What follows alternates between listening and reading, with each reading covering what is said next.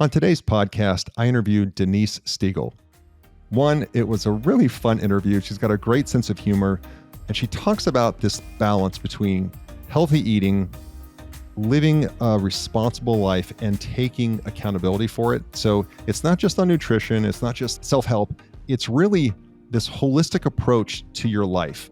And what's great is she's talking from experience because she had this epiphany moment in her life where she was working way too many hours, eating terrible food, and wasn't managing her life the way she wanted to, and made a pivot, a hard pivot, and is now living her dream life and is helping others do the same. So you're going to get a lot of value out of this. Enjoy.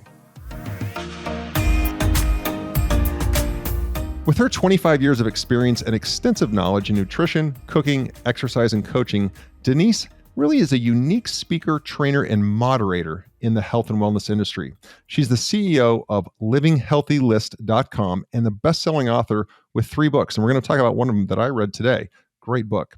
Her background in hotel, restaurant management, combined with her professional certifications in plant-based cooking, health and life coaching, provide her with a comprehensive understanding of what works and, as importantly, what doesn't work for most people. She has a real refreshing philosophy on eating real food, making good decisions, and being accountable. And that has won her accolades as a thought leader in the industry. So with that, without further ado, let's get right into it. Denise, welcome to the podcast. Thanks, Roger. Great to be here. Yeah. I love the opportunity to talk with you because as I read your book, and the book I'm speaking to is Healthy Living, Happy Life. And I know you've got a couple, for those of you that are watching the video, if you're on YouTube, you'll see that her book's behind her. What I liked about this book, Denise, is that you don't talk about just nutrition. You don't talk about just, good life practices. You talk about making great decisions and putting all of this together to live a happy, healthy life. And it's a little more holistic than a lot of the nutrition books that I've read.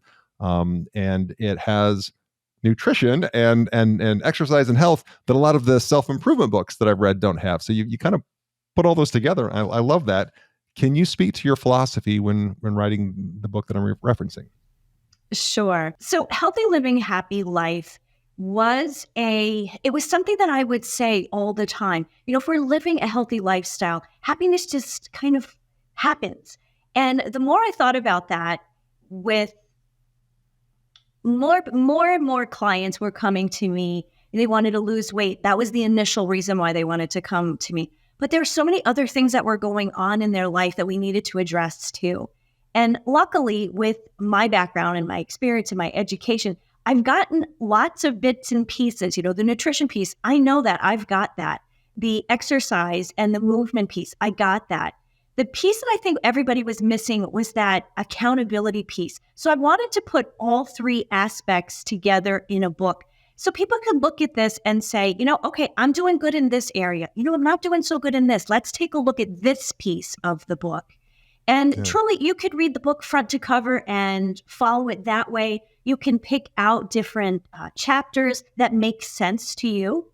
Mm-hmm. And that really was what I wanted to portray in the book, because it is about living a healthy lifestyle that works for you. What works for you, what works for me, and what works for even my own sister are totally different. So what I find with so many health books and self-help books and wellness books, all focused on one particular thing. And I think that it was short-sighted. Yeah, no, for sure. So your platform is around eating real food, making good decisions, and being accountable. Let's start with eating real food. Let's just take these one at a time. And sure. I think a lot of people think, oh, I know what real food is. But 70% of our country is overweight or obese. So we either we know and we're ignoring it, or I think a lot of people just don't know. Can you speak to your definition of real food and what we should be looking for in our diets? Absolutely. The one thing that I love about eating real food is it makes it so much simpler than we have made it out to be. We've made eating like a big science project. What do we eat? How do we manage all this? To me, eating real food is going back to the basics, your fruits and vegetables, your whole grains, legumes, beans and seeds, your lean meats, your fatty fishes, all of those things that we knew when we were growing up to be good food, healthy foods.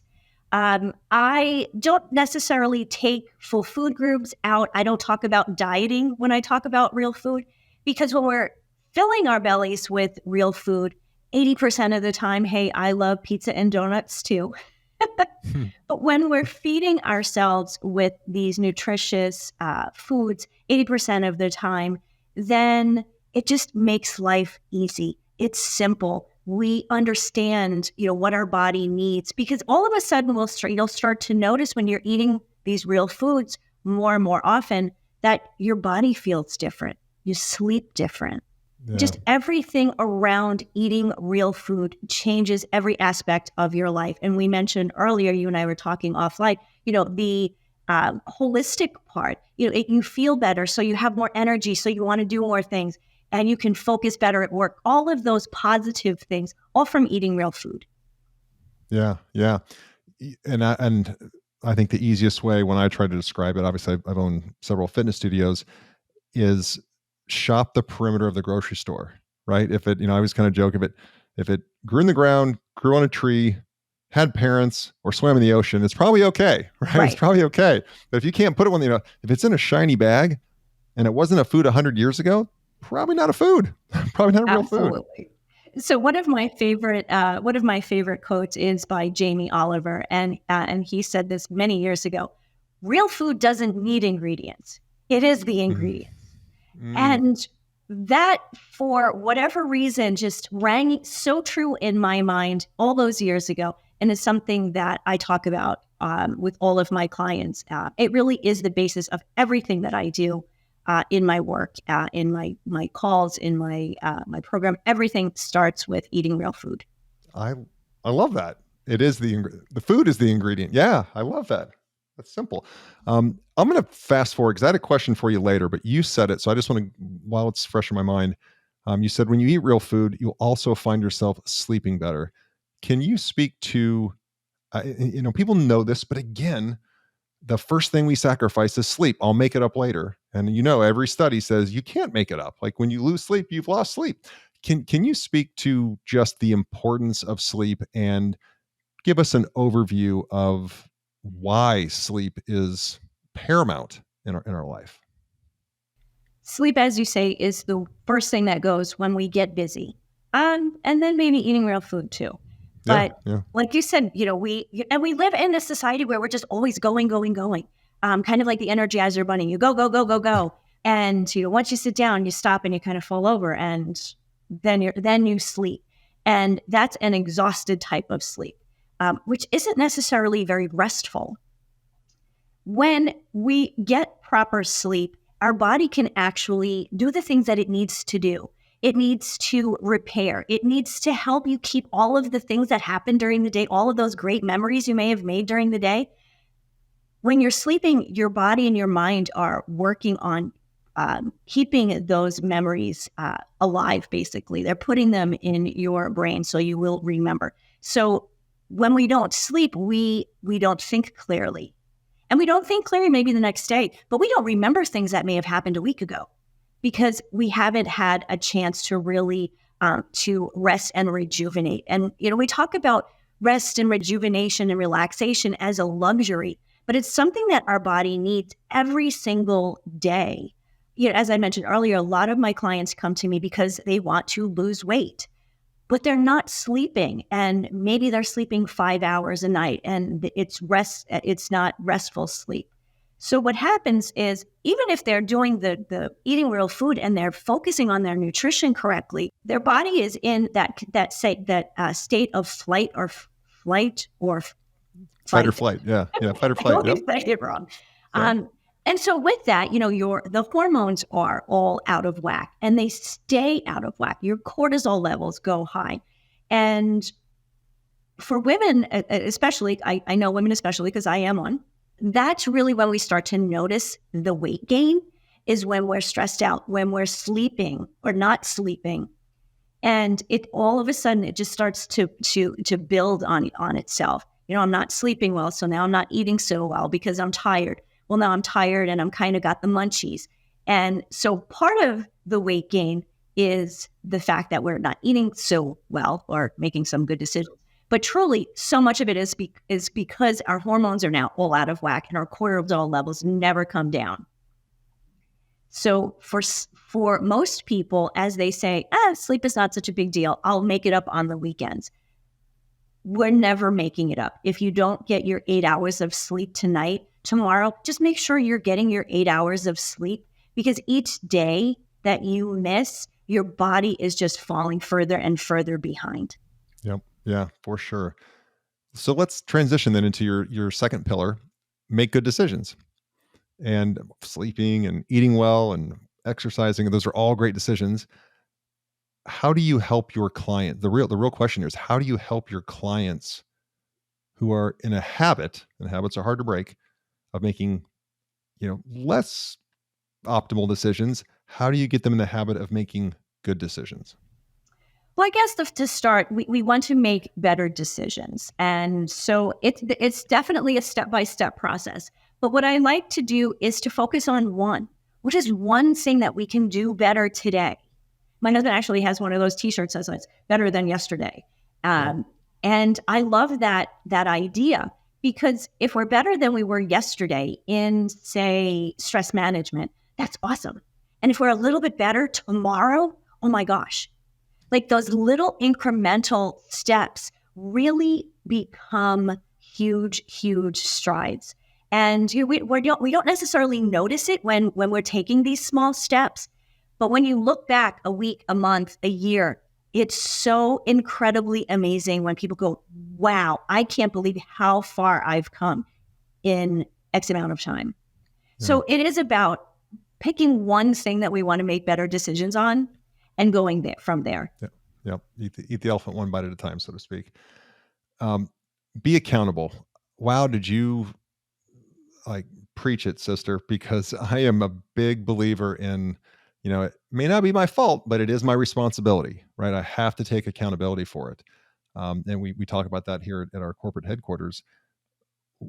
Define accountability in your terms and how you work with your clients around accountability. It's all about being personally accountable to one person, first and foremost, and it's you. It's impossible. We always think we have to be accountable to everybody else. And I remember this when I was working in the corporate world. I was always accountable to my boss, to my assistant, to the client, to all of those people. And I'll admit, back then, I wasn't so accountable to myself. And I wasn't eating right many times. I was working late way too often. And I was tired because I wasn't getting the amount of sleep I should have. And when I realized that, one day I just couldn't go to work. Nothing felt right. I didn't feel good. My body hurt. My brain hurt. Like I just couldn't get myself out of bed to say, to go to work and be accountable to everybody else, because I had let myself down. And my body was then saying to me, hello, sister.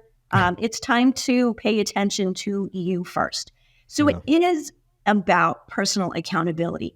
And so, yes, are you eating real food? Are you making the decisions in different areas of your life? And if you're not, then okay, admit to that, no judgment, and then make a better decision moving forward. So all of these three pieces go together, really they go together. Like when somebody asked me one day, is one more important than the other? And I kind of thought about it. Yes, we have to start with eat real food, but truly they really go together, because if you slip in one area, the other two fall apart as well. Yeah. Yeah.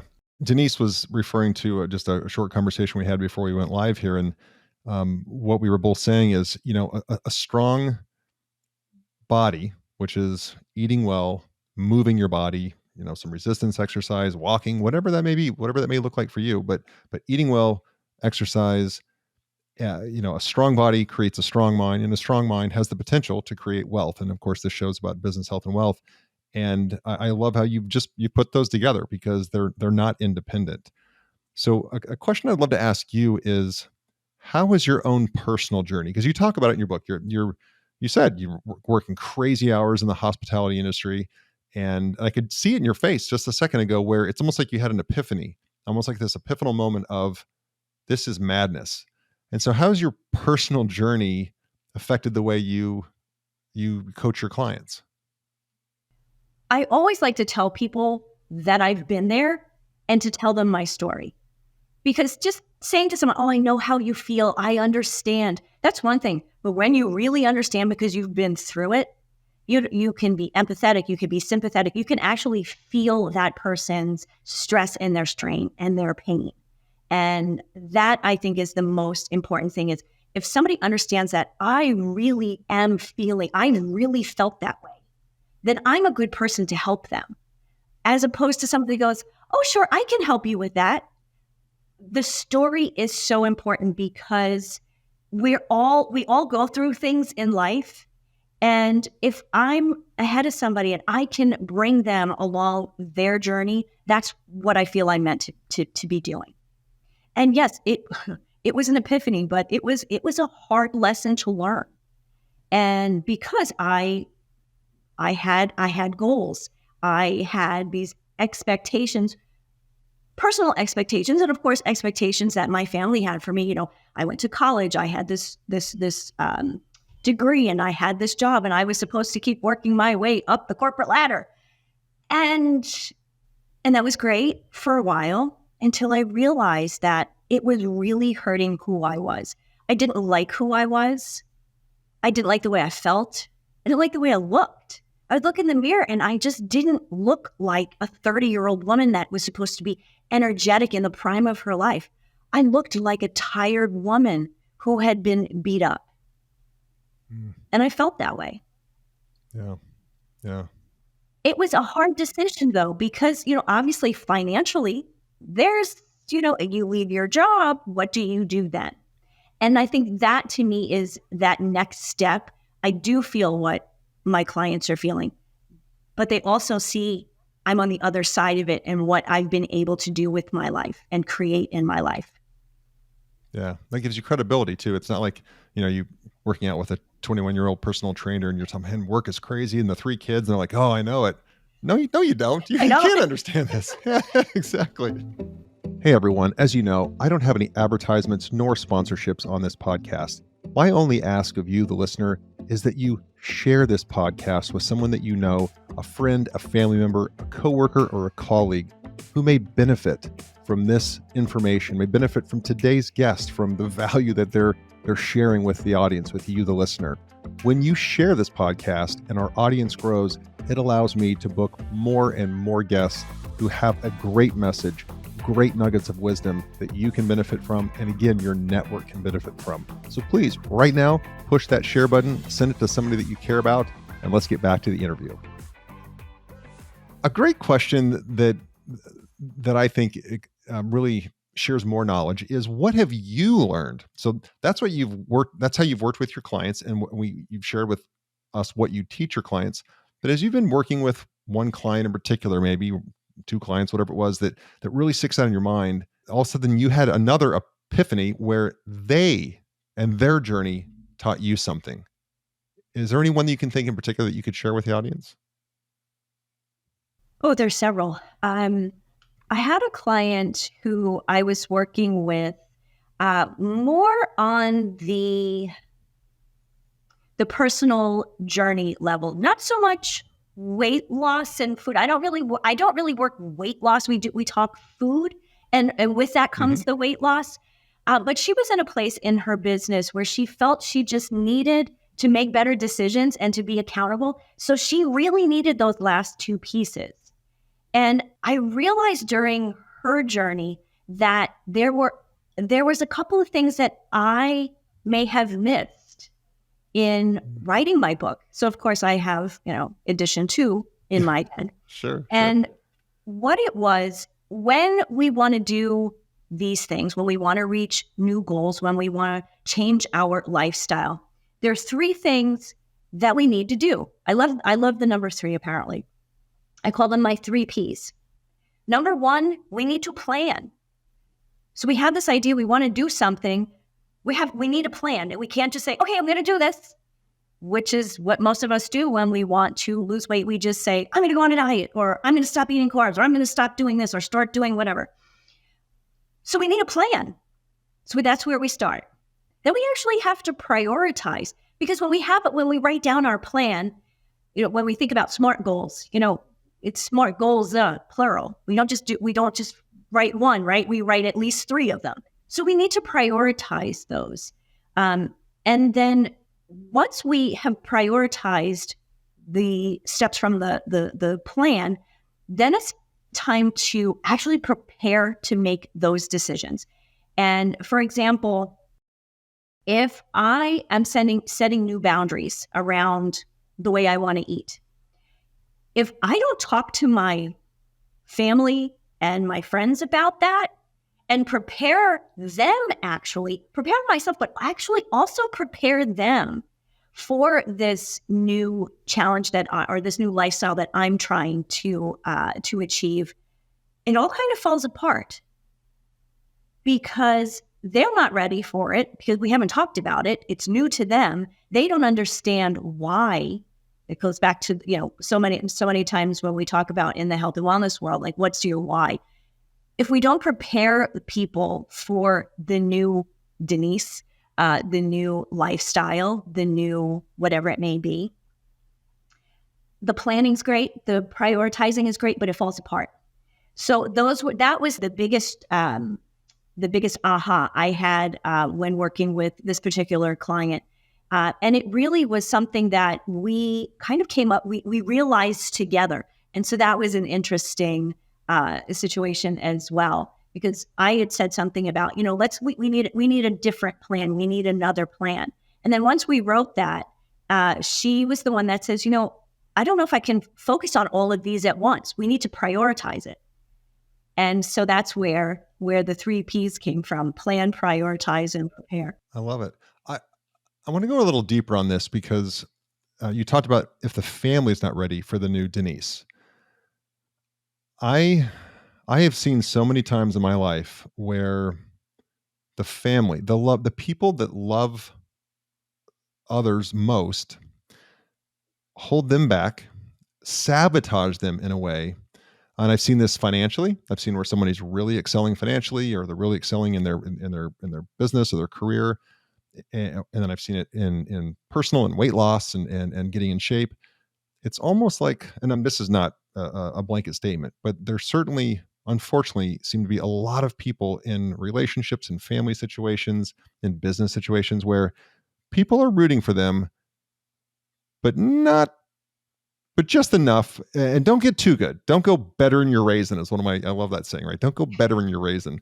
And it breaks my heart. It breaks my heart because I think these people really, that woman who's that working mom who maybe, things got away from her and she's ready to lose the weight and she's all gung ho, and the husband doesn't encourage her, or the husband sabotages her. And I see the same thing with business, where somebody starts to really excel and then people around you start to try to pull you back down. And I want you to speak to that and how you've helped. I'm sure you've had clients with it, how you've helped them overcome that, because the odds are stacked against them when they don't have people in their corner. And I'm sure you still had success with that. How did you help them be successful in spite of that situation? It is such a painful experience for people when they get to that point and they don't have that support. And what I've realized and hope to make my client realize is that it's not about them and what they want and what they need, what they're doing. It's about that other person, because now they're used to status quo. They like status quo. Sure, they want to be supportive, to a degree, but not to a point where it's going to affect their life. And once people realize that it's not about them, they realize that, okay, so this is maybe a different conversation we need to have, or I need to find the support someplace else. And that's where people like you and I come in, where personal trainers and coaches and professionals come in to be that support system. And with some of my clients, I am the support system. I may be the only form of support system. And for others, I'm a bit more of an accountability partner. So it really is a matter of helping that person realize that it's not about them. What they want and what they desire, they deserve. They can do it. Oh, I love that. What they desire, they deserve. That's great. I'm stealing that. I love that. You write, I'll be happy when, and that syndrome, I'll be happy when. And man, I know there's so many of us, me included, are guilty of that. And then you break it down to the white knight in one column and almost there in the other. Can you speak to those, Denise? I guess when I was writing it, I still think of this, happy when syndrome as this fairy tale that people start telling themselves. Oh, I'll be happy when Prince Charming comes on his white horse and takes me away, and we live happily ever after. Because those are the fairy tales that we're taught when we're children, or we read and we see on television.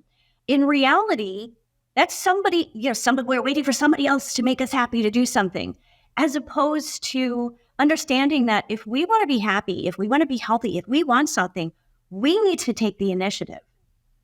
And so what happens so often with this happy when syndrome is, we think, oh, I'll be happy when I get married. I'll be happy when I find the right job. I'll be happy when I have children. The challenge with that is if maybe you're 20 years old and you're probably not going to have children. I don't know. I'm just coming up with a number. You're not going to have children for another 5 or 6 years. You're in college still. You're not going to be happy from the time you're 20 to the time you have that child. Why would you not want to be happy through all of that? Yeah. So that's the first challenge, is if you're not happy today, what makes you think you're going to be happy in 5 years from now when whatever that thing is that we think is going to make us happy happens? What if it doesn't happen? It's another challenge. So I believe what happens with this happy when syndrome is then we start to kind of push out the timeline. I didn't get the job that I wanted. Oh, well, maybe next year. Oh, I can't take that.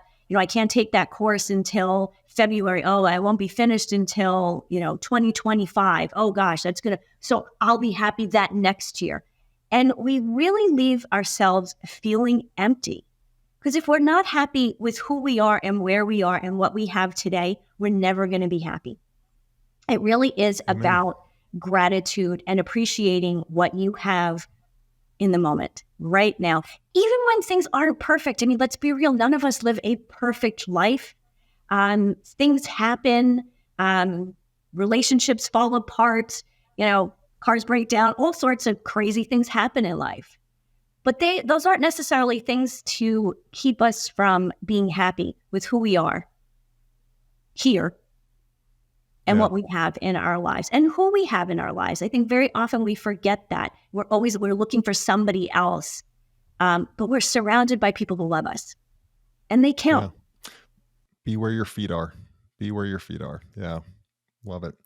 I'm an avid reader, and you can't name one of your own books. That's not fair. So I'm an avid reader, and I always like to ask guests, like to ask my guests, what book or books, but usually it's one or two that you read that had a profound impact on you that you'd like to share with the listeners that maybe could benefit them as well. So is there one book or maybe two books that just, wow, I set that down and said, I will never look at life the same after reading that book?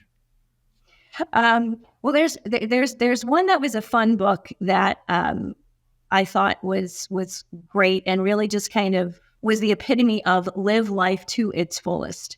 And it's by Jesse Itzler. It's Living with a Seal. He is hysterical. The book just made me laugh out loud. At the same time, it made me think, it's about being here and now. It's about pushing yourself. It's about boundaries. It's about what more can you do? So that book, I really enjoyed that. I've given that book to everyone in my family and many of my friends because I think we start reading all of these self-help books, and this is actually a conduit into what I'm going to say in a second. Yeah. We read so many of these books. It's like, the 12 steps to being happy, the 37 ideas to, I think there's a book that I had next to my bed. It's like 37 different ideas to, being successful. And I'm like, I got to number 25. I couldn't remember what number 1 was.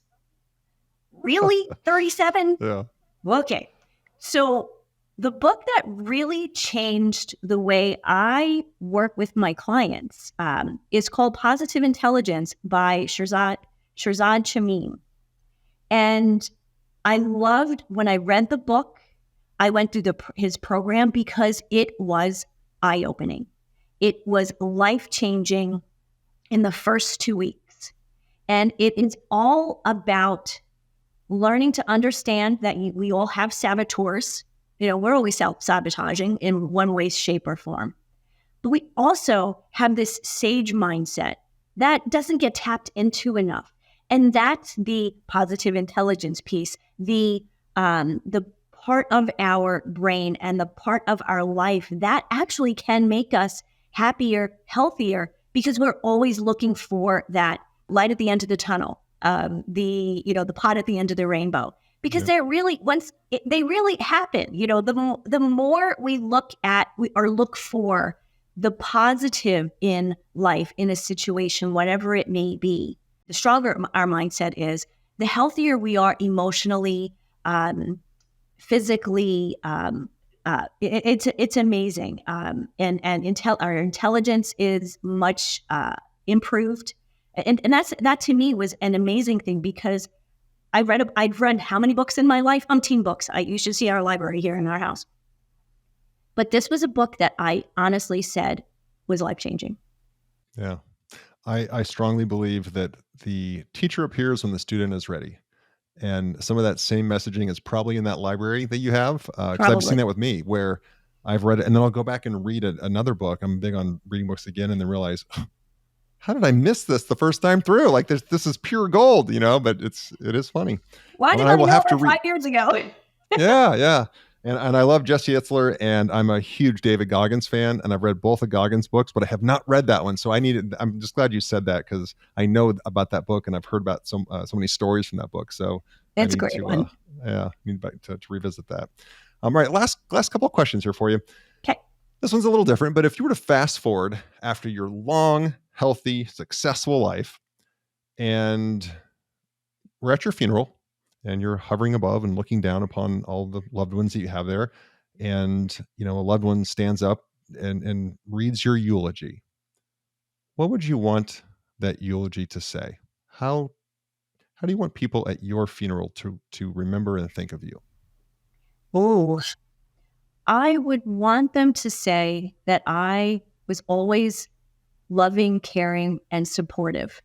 I always was open to ideas and thoughts, and provided information when asked for it. That I was never someone who just gave advice willy-nilly. But when I did say something, when I did offer, that it was really thoughtful, and it really was something that person could take into their life and really incorporate. I would hope that they would think that I was fun, that I was a great person to be around, that I was a world traveler, and brought those experiences into my life and shared them. Great. By the way, the size of your funeral will be dictated by the weather, so don't worry about that. Yeah, yeah. So I tell everybody, like, the size of your funeral is dictated by the weather, so don't sweat that question. All right, last question here. Before I want to make sure people can connect with you, but second to last question then really is, if you had a magic wand. So Denise is given a magic wand. She can wave that wand and make one material change to the world as we know it. How is the world different according to Denise? How is the world different? Oh, people are they're gonna either love this one or hate this one. I would rid the world of 24/7 news media and social media.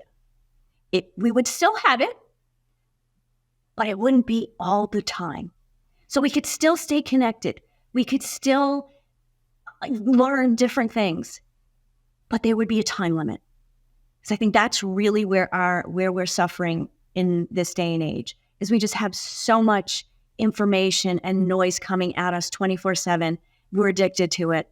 And so we could just turn it off like we could when we were kids. You had to turn the TV off because at 12 o'clock, there was nothing else on. Exactly. National anthem came on. It was done. Yeah, it was done. Have you seen that? And I would imagine you're answering that because you've seen that affect your clients, your family, maybe. That's probably something close to the heart. Absolutely. I see Yeah, this so often with, not so much with my family. I'm with my niece is amazing. She's in her 20s, and she's one of the few kids that is not interested in social media. When she was young, she got a bad taste in her mouth when she was sure. young, and she doesn't need it. And watching her through the years and her friends, and how she's so much more well adjusted than some of the other kids her age, that proved something to me. That was it's an N of one, but still. Yeah, still for sure. Well, most importantly, where can people find you? How can they connect with you and follow you? So you can find me on social media at Living Healthy List. My website is livinghealthylist.com. And essentially that is a resource for women and for a few smart men to find that information that they're looking for that's unbiased and useful. Love it. So that's where people can find me. Those are probably the best places. We'll put that in the show notes too, so that people can just click right there and find you easily. Well, Denise, thank you. This was fun. I enjoyed this. This was really a fun interview. Me too. This is great. Thank you. Thank you for tuning in to the ThriveMore podcast. Don't forget to take a look at the show notes for any of the resources that we mentioned during the podcast. And if you haven't already, be sure to hit the subscribe button and turn on your notifications so you have access to the latest and the greatest. You can connect with me on any of the socials at Real Roger Martin. And be sure to check out our website, ThriveMoreBrands.com. There you'll find information on the brands we support and information on franchising. Thanks again for tuning in.